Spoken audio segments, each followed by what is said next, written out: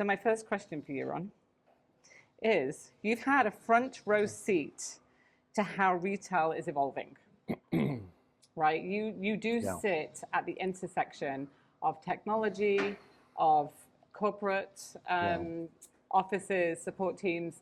You also sit at the intersection of frontline, and you've been in the industry a very long time. So for me, very long time. A very long time. I'm 61.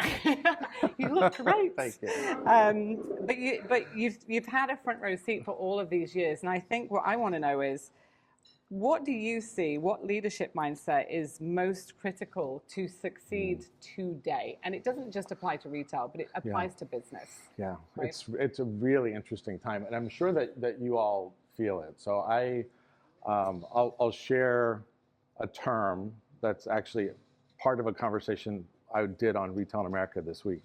And the term from Forrester is peak ambiguity.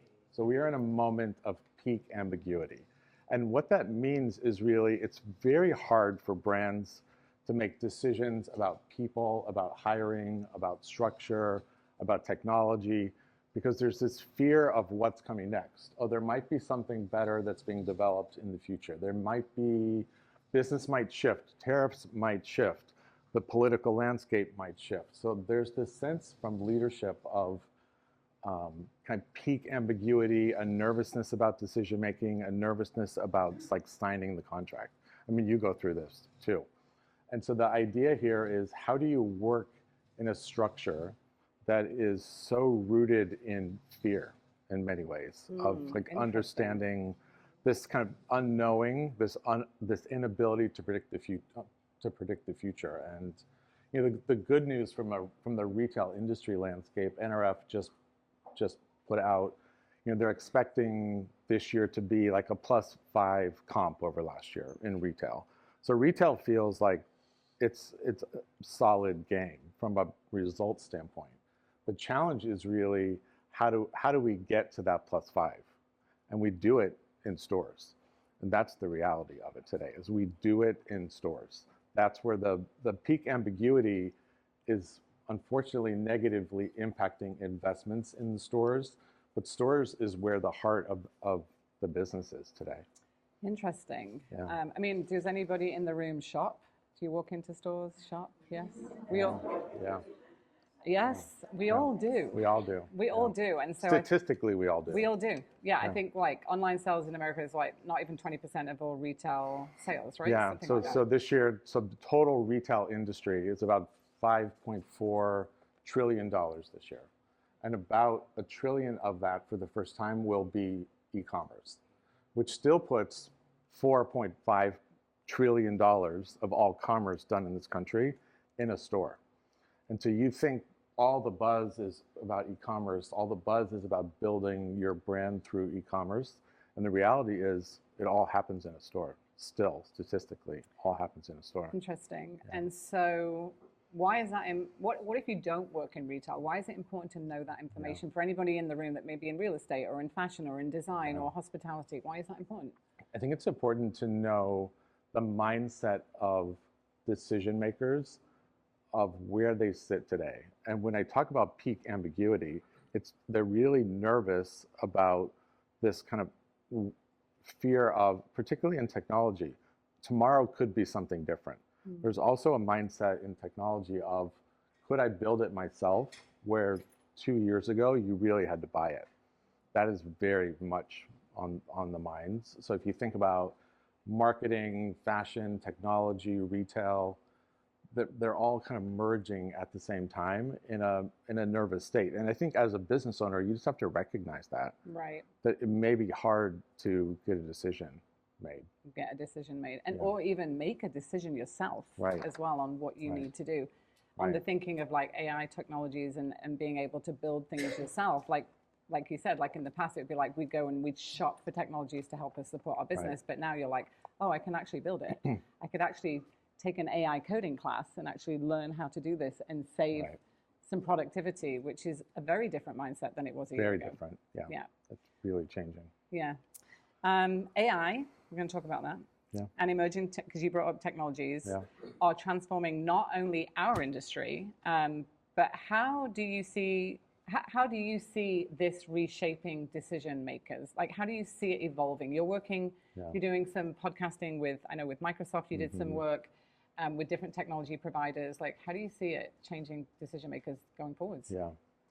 So I'll put it in multiple ways that it's being used. So if you think about our industry, retail, fashion, kind of business in general, the technology solutions are about efficiency. So what can I do in a more efficient way today that provides more time to do something else? So if you think about the retail industry, where we're finding efficiencies are in things like store operations, CRM, marketing, sometimes visual merchandising. We're finding efficiencies that help us communicate differently to give more time back to stores. And that's always been the challenge. Anyone that's worked in retail, for all of us, there's never enough time. There's a limit of time and resources, always. And so if technology can help us unlock additional time or resources to do our job differently or better or more efficiently or within a framework of lower cost, that's the win. Yeah. So that's very much happening in retail. And it's the mindset and the decision. I'll give you an example to land that plane. Like I was with a client last week in New York, and we were sitting in a leadership meeting, and we were having a discussion about all the things we had to do and communications. Like, we're going to roll this thing out. How do we communicate it to everybody? And in the past, you'd have a whiteboard out, or you'd be like figuring that out. Then somebody would take the notes in the meeting, and then somebody would take those notes and then type up those notes, and then those notes would get formulated in a document, right? And I literally, in the meeting with the whole team, I was chicken scratch, right? I write things down in meetings so I remember. And I took a snapshot of it and I uploaded it into Claude. And I said, create an operational communication document with FAQs for the team. And it did it in 2 minutes. And I was like, there you go. And they were like, huh? Yeah. I was like, that's a real-time, practical way of you becoming more efficient in your organization, in your company, because it's always people and process that drive things, right? I always say that all the time. So if you can help your people get faster at the process by using those tools, and that's not cheating, that's just real. Like, that's leverage. Just leverage. It's being, it's optimizing. The subtitle of Human Pride is the guide to optimizing your human potential in a digital job market. So this is, when I think about technology today, this is about how do I optimize time and business and efficiency and resources. And that is exactly, every brand I speak to is trying to find ways to optimize their resources. And so you think about, I had a very, thanks to Microsoft, a very important interview with the senior vice president of Walmart. And you can have opinions about Walmart all you want, but you have to recognize that Walmart's in the room. And Walmart is the biggest employer in this country. We have to really think about what Walmart does. And so I had a conversation with Walmart that was about AI and how they're doing it. So Walmart has committed through Google to provide AI resource training to every single employee. 1.5 million employees in stores at Walmart are getting AI training. So that's an investment that you would think, wow, like if Walmart can do it, why can't we? Why can't we provide resources and tools that every single one of our employees has a baseline knowledge of how technology works? Yeah. And how do you do that at scale? How do you do that in ways that create agentic, and like so many versions of this is so interesting. Yeah, and I think if you're leading, I'm very passionate about team leadership, obviously, because that's what I help people do, maximize their performance. But if you're working with somebody on a team, even on a project, or you're managing a team, and you leave for the day, and you didn't teach them something that could help them do their job better, using a version of an AI tool, whatever that may be, then you're falling behind, because they're going to expect that from you as their leader, as their employer, because it's competitive out there. And when you're looking to bring on talent, today I look at things and I'm like, did they list out the AI tools they're using? Because I'm like embracing that. I'm not looking at it as if it's a negative. It's a positive because it's helping them get things done faster. Yeah. I'll give you the flip side of that though. So statistically, and this may surprise you, because when I dug into this, I didn't really fully understand it. So Gen Z, as you know them to be, and for the purpose of this study, kind of 16 to 24 years old today.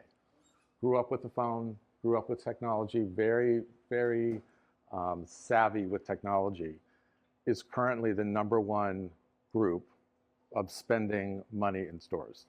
So 62% of everything someone in Gen Z spends is in a store. It's the highest demographic right now. So we're also putting this idea of how do we create efficiencies in technology and take the human out of retail. In fact, Gen Z wants to spend time in a store, and they're spending time in a store. And they are, on average, spending 40 minutes in your store. Wow. So what do you do for 40 minutes in a store? If you're Gen Z, what do you think that they're doing? They're posting. They're building. They're posting. They're building content. That's what they're doing. And so this idea of we have taken the human. So retail, has been very proud of things like touchscreens in fitting rooms and having the least amount of people possible. This is the balance of human pride. So we've tried to find ways to be more efficient, to have fewer humans, and Gen Z is saying, I want the human. I came here for an experience. I didn't come here to create content about your technology. I came here to create content about human experience. Interesting. And that is so, like, those worlds are merging really fast right now. So then you're seeing these brands, PacSun, Abercrombie, like the 90s Gen Z brands are all, the mall is back. Interesting. And so now it said, well, we're talking about third place again. We haven't talked about third place for a while. So all of a sudden the mall and the retail store is the third place. So I would think then, thinking about things that you could do is partnerships. Like that's why it's so important being in rooms like this where you can build brand partnerships, cross-pollinate, do things where you can create experiences to bring people in. I know I'm just thinking of, I'm like looking at people in the room that do like pop-ups and brand experiences, but things like that, and then helping us on the back end get more productive, but not taking it away from the experience on the front end. Correct. So that when I talk about time, so technology can create the time to put the human back. Right. So there's this idea of like, what's the job description? What are you actually hiring for? If you're hiring for someone who's operationally efficient and can check off tasks and fold jeans and all the things I think we've thought about retail for, this is actually now the time where you have to be your most human, your most like ability to engage. That's what we should be hiring for. And that like technology gives us the time to do that, but we're actually not hiring the right people often. You traveled across America. I did. In an Airstream. I did. For a whole year. When you want to talk about campground life, I'm your guy. He basically gave up his penthouse in New York City, his big executive job. But yeah. But it was. It was nice. It was nice. I used to see you with the background. It was nice. Yeah.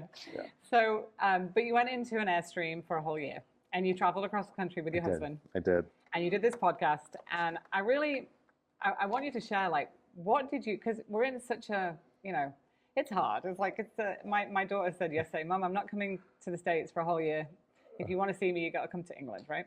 And I think when I talked to you about you traveling across the country and you shared amazing positive stories and stories of hope and stories of people that were doing incredible things, and it gave me hope to think that, so what was one of the themes or one of the things that you took away from that whole year on the road about people? Or anything, what was your major takeaways? So I use the word pride generously, and it's in the title of both of my books. And I use that word because it inherently is a human emotion linked to many parts of our life. So you think about who you're proud of, what you're proud of, the business that you have, the team that you have, your family, and yourself. You think about, what am I most proud of? And if you can dig into that emotion with people, you find that people are inherently really proud of work and of what they've built and the businesses that they have. And it's a controversial word, which is why I like it so much, because the word sparks emotion, and the word has all this attachment to it.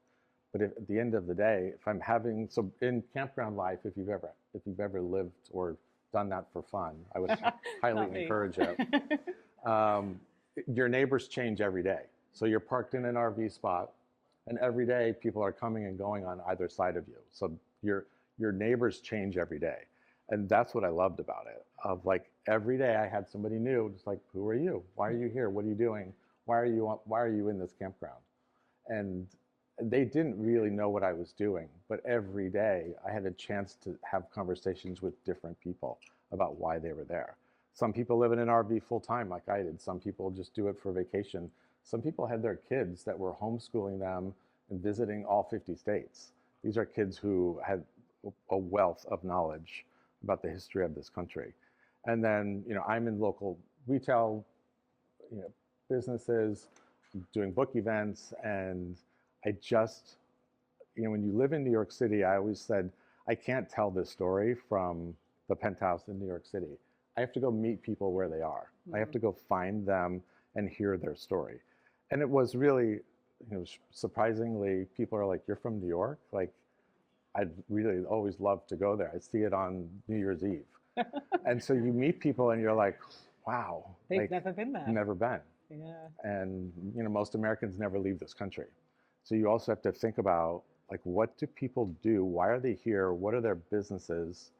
And what are they building, and why is it important to them? So you take politics out of it, you take religion out of it, and you just have honest human conversations. And Retail America was very much that, with a retail specific thing. Right.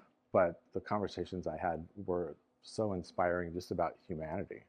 I love that question of like, what are you proud of? Because it's a recentering question for anybody that's going through stress or the midst, or like, why am I doing this? Why did I sign up for this? Or this is so hard. It's just such a great question to get you back into that positive mindset. Yeah. I want to open the floor to Q&A. Sure.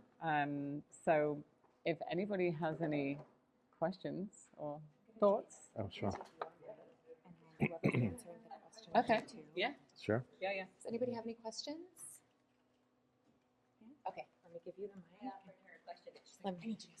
Yeah, you can ask either one of us. Yeah, sure. no. And then are you being on camera? Oh, yeah, that's fine. All right. Sorry. So when you were talking about the Gen Z population in Yes. in storefronts, when Gen Z are visiting the stores, creating content, is it translating to them making purchases of a certain ratio? Like, are they spending the time in the stores looking for the content and the ambassadorship type partnerships, or are they also making the purchases and investing in those brands? Thank you for that. It's really interesting, because the answer is not necessarily. So the idea here is I want human experiences and I want to understand the product, but 80% of them are buying dupes. And so you have to think about, I'm going to every luxury brand in the design district. I'm seeing what's new. Chanel's the hottest brand again. You're going to be buying dupes of that within a matter of hours. And so I think that there's this sense of content and creation and inspiration, but it doesn't actually mean much in purchasing always. And so that's something to be aware of you're staffing for a business. So then it would say, okay, if my business isn't generating revenue off of these visits, how do I do it? So the interesting part is, the store, e-commerce businesses, as everyone probably knows, have been incredibly expensive to generate new customers. So the idea here, the store is actually the lead generation and customer acquisition channel for most brands. So they spend more money when they make a purchase. You can acquire customers more easily. So it's the store, and all that content becomes an acquisition channel. That's it. You're not actually generating revenue. You're generating data on that customers. That's the key. Part of your strategy. Correct. Knowing it is occurring. Correct. Then what do you do with that data? That's the message. I think, Amazon gets so much buzz of, I open Amazon to go, and then they close all of them, and everyone's in panic, like, what's wrong with Amazon? That was nothing more than a customer data acquisition channel. So you have to think about, every brand is finding ways to get your data. And we're finding ways to get your data through technology. Facial recognition in stores is happening already. So we already know who you are. And so then it's like, what do I do with this? They know how often you've been been in the store already, and how often you've been in and didn't make a purchase. We already know this. So then what's the next level of that? You come in, Ron, you come in here all the time, but you never make a purchase. But now we're going to get your data, and we're going to find out why you didn't make a purchase. And we're going to serve you. We're going to, oh yeah, trust me.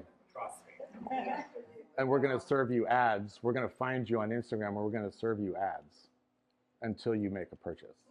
So you've been in the store, you've been on our website, you've been on our social. We know who you are. You've been in the store 10 times. We know exactly how to get you.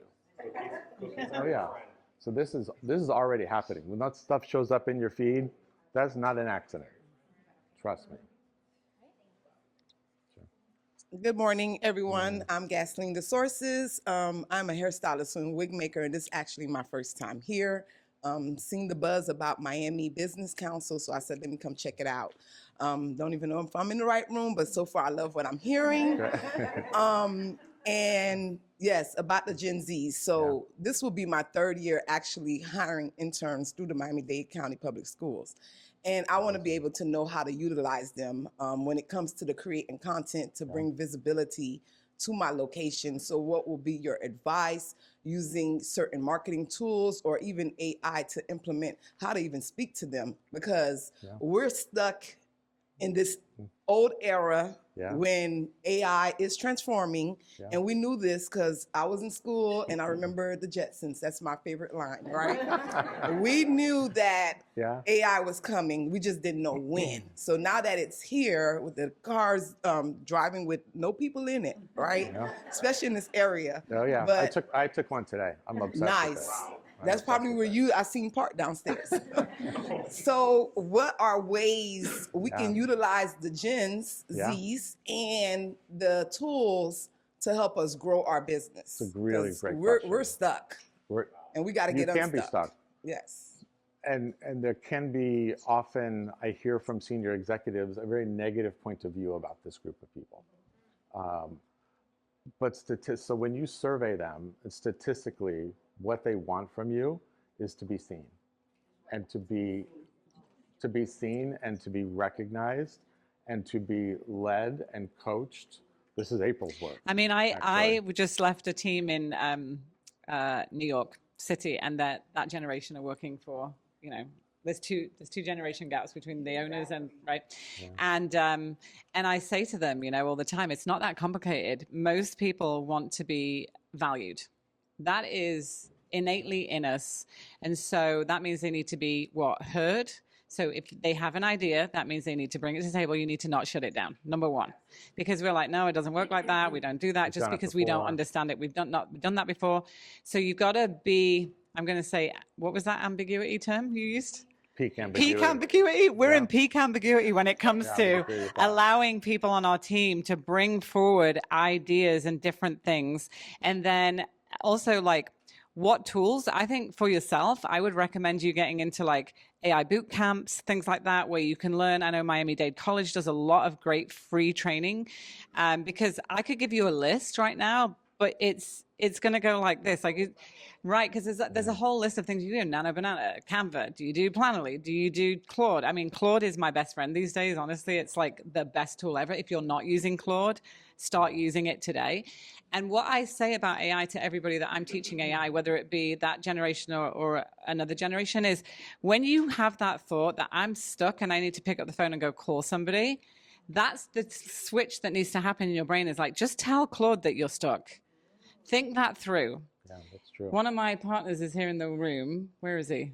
Will. Where are you, Will? At the back. Yeah.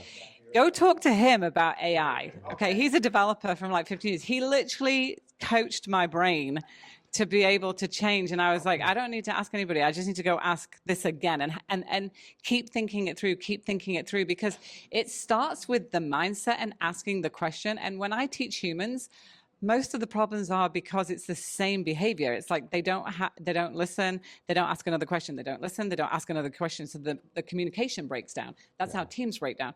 It's the same thing with AI. It's breaking down because we're not thinking, asking a question, thinking, asking a question, listening. It's that same loop. So they're going to come to you with ideas if you empower them. If you say, hey, I've got this, I want to do this, you go out, they're going to go out and find that information. They're using it. Let them come back and show you. That it starts there. Then there's the which tools do we need to use, right? But empower them. This is what I want to do. This is what success looks like in this. How can you get there? How can you help me get there? Go do some research. Like you could literally go on Claude and ask it to do a research tool, and you say, this is what I'm trying to do. Figure out what AI tools I need to use in my business. I'm a hairstylist. This is what I do. This is the context. And then the outcome, give me a draft like I was hiring somebody to do this and give me the list of what I should tell them to do or use. It will give you that, right? Yeah. So that's where I say we need to progress to that thinking around AI. That makes sense? Is that helpful to answer your question? Okay. It's a great question, and thank you for coming. We've got time for one more question because I do want people to talk to each other as well. Yeah. And we'll do the drawing for the book. Yeah, and we'll do the drawing for the book. Yeah. Of course. So, hi guys. I am Nicholas. I am actually a regional manager for the Americas with the Zulu. Previously with Sadiq, which is how I know our co-chair over here. Ron, it's great to see you. Thank you. Really good to see you. I actually have been following Ron for quite some time. And my question for you, Ron, is in regards to turnover. And the retail heads in here, your ears might want to perk up for this one because I follow his series religiously. And one of the things that I've discovered was you talked about turnover. And literally this 81% statistic with turnover. Yeah. And it's something that obviously we see quite a bit in our business. And I guess my question to you is how do we counter that, first of all? So how do we stem that tide? And then the second piece of this is those individuals that are looking to leave our profession, how do we re-engage them and keep them connected? Yeah. So that's my question. Thank you, Nicholas. Hospitality as well, probably 100%. as well, right? Yeah. Yeah. Yeah. Thank you, Nicholas. Thanks for following along too. So this is not a new problem. And same, all my decades running stores, the real opportunity, and April will appreciate this, is in leadership development. It's the number one reason that you will curb that tide of turnover is leadership development. There's no other solution. It's actually not technology. It's leadership development. And so if you look at all the surveys, all the data, the reason they're leaving is because I didn't have a relationship with my next direct report, my supervisor. Your supervisor, and I think those of us that have been at the executive seat think we're so important, and everybody in stores knows who we are. And I used to call it the entourage because I love to travel with a group of people. It was really good for my ego. I loved it. It was the plane and the entourage. Like I love that stuff. But we have such a self-inflated opinion about what turnover is to those people. Those people don't give a shit who I am. And so but they really do care who the person is who's their direct boss. And if that person isn't given the level of leadership, learning, and development to teach them how to actually coach, this is April's work. If you don't invest there, then the 81% in the example I shared on the show, it costs on average about $10,000 to replace an employee. So by the time you post the job, the payroll to do the interviews, the potential time it takes to onboard, and it takes about 10, 12 weeks for someone to feel comfortable in their job. You've just spent $10,000 for a part-time employee in retail. And so if you multiply that times 81%, it's millions and millions of dollars. So instead, you bring in someone like April for a significant amount of money that may seem like a lot, but it's pennies compared to what you've spent in turnover. And this is the missing equation in our entire industry is that there's no sense of like, I'm spending millions of dollars and they bring someone like me or April in to speak to the team, but they've spent millions of dollars in turnover. And they're like, does Ron really cost $20,000 to come and speak to us? That seems like a lot. It's pennies compared for what you just lost for the hundreds of people that quit last week in your company. And it's all leadership development. There's no magic answer to this. I always say there's three things that everybody wants. Number one, they want to know that the person that they work with or for cares for them. Check. They're saying yes or no to that every day. Do they care for me? Number two, can I trust them? Can I trust this person? Do they walk their talk? Do they say what they're going to do? And when they promise me something, they follow through. Number two, check yes or no every day. And the last one, are they helping me learn something that can make me better at my job? Yes or no? Those three questions, everybody you work with, I mean, that's how you work with clients every day. So if they can say yes, 90% of the time, you're not going to get it right all the time. But those three questions should be a filter. And then that lowest turnover. I literally went into a team at the end of last year and they had lost 5 people in 5 days. And we haven't lost, like I've been working with this guy and we haven't lost anybody in 6 months. And he's like, well, we haven't done this. I said, you haven't lost any people in 6 months. You know, that's a win. Think what it does for your business when that happens. Yeah, it's such a cost. So anyway, I want to obviously let you guys talk to each other, mingle, you know, grab a book because we're going to pull the book. But yeah, we'll wrap this up. Yeah. Oh yes. And please, if you are not a member yet, please come and talk to me about membership because we would love you to join us. Obviously this is self-funded right now. And we've been working really hard on it, but you know, we want more people to join. We want to grow the programming and we want to have more members roundtables. So I'm not going to sell it. I'm just going to say, if you're not in the council, you should be. There's QR codes everywhere. That takes you to a direct link to buy, to sign up. But you can come and talk to me, learn more about it. I'm around, so please come and tap on my shoulder. Sound good? Yeah, amazing. Thank you. Thanks. Thank you, Ron. Thank you. Thank you. Thank you.